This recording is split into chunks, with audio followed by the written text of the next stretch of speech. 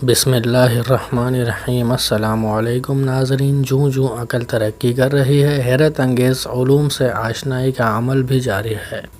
خاص طور پر medical science کے حوالے سے کچھ عرصہ قبل تک یہی سوچ رکھی جاتی تھی کہ روزہ نظام ہاضمہ کو سکون پہنچانے کا ذریعہ ہے، لیکن جدید طب سے وابستہ ماہرین نے اس پر پردہ اٹھانے میں کامیاب ہو گئے کہ روزہ ایک حیرت انگیز طبی علاج بھی ہے۔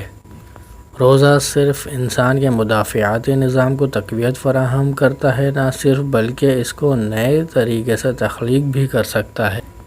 امریکی سائنسدانوں نے اس مطالعے کو تحقیق کی دنیا میں ایک قابل ذکر پیش رفت قرار دیا ہے۔ ان کا کہنا ہے صرف 3 دن روزے کی حالت میں رہنے سے جسم مدافعاتی نظام پوری طرح نیا ہو سکتا ہے، کیونکہ روزے سے جسم کو نئے سفید خون کے خلیات بنانے کی تحریک ملتی ہے۔ یونیورسٹی آف کیلیفورنیا سے تعلق رکھنے والے سائنسدانوں کا کہنا ہے ان کی دریافت کینسر کے مریض اور غیر مؤثر مدافعاتی نظام کے مریضوں کے لیے فائدہ مند ثابت ہو سکتی ہے، اور خاص طور پر ان افراد جن کا مدافعاتی نظام زیادہ عمر کی وجہ سے غیر مؤثر ہو جاتا ہے، تو ان میں معمولی بیماریوں سے لڑنے کی طاقت بھی نہیں رہتی، تو یہ مشق ان کے لیے بہت زیادہ مفید ثابت ہو سکتی ہے۔ ان کا مزید کہنا یہ ہے کہ کینسر میں مبتلا افراد اور عمر زیادہ ہو جانے کی وجہ سے غیر مؤثر مدافعاتی نظام کو روزہ ایک نئے مدافعاتی نظام میں تبدیل کر سکتا ہے۔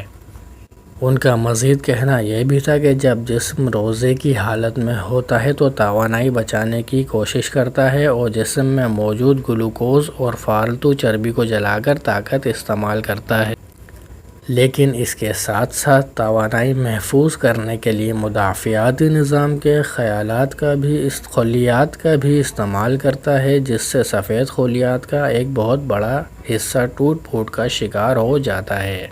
کیلیفورنیا یونیورسٹی سے منسلک ڈاکٹر کا کہنا ہے طویل روزوں سے جسم میں ایک انزائم PKE کی کمی ہو جاتی ہے، جس کا تعلق بزرگی اور کینسر سے بننے والے ہارمون سے ہے، جبکہ اسٹیم سیلز تخلیق نو کا عمل شروع کر دیتے ہیں۔ جب PKE جینز کا بٹن سوئچ آف ہو جاتا ہے تو وہ بنیادی طور پر روزہ اسٹیم سیلز کو اوکے کا سگنل دیتا ہے وہ ری سائیکلنگ کا عمل شروع کریں اور پورے مدافعاتی نظام کی مرمت کر کے اسے پھر سے نیا بنا دیں۔ اچھی خبر یہ ہے کہ روزے کی حالت میں جسم کو مدافعاتی نظام کو نقصان دہ اور ناکارہ غیر فعال حصوں سے بھی چھٹکارا مل جاتا ہے۔